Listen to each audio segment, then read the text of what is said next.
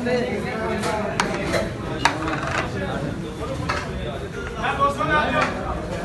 पूरा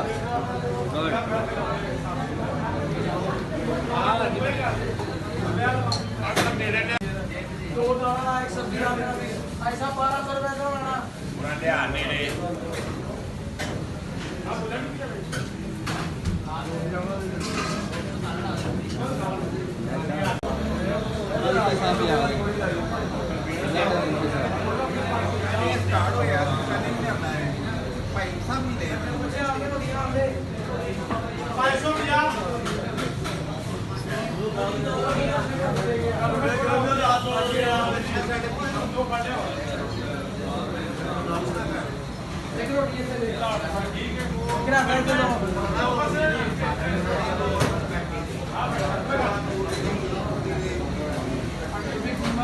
शाबाश शाबाश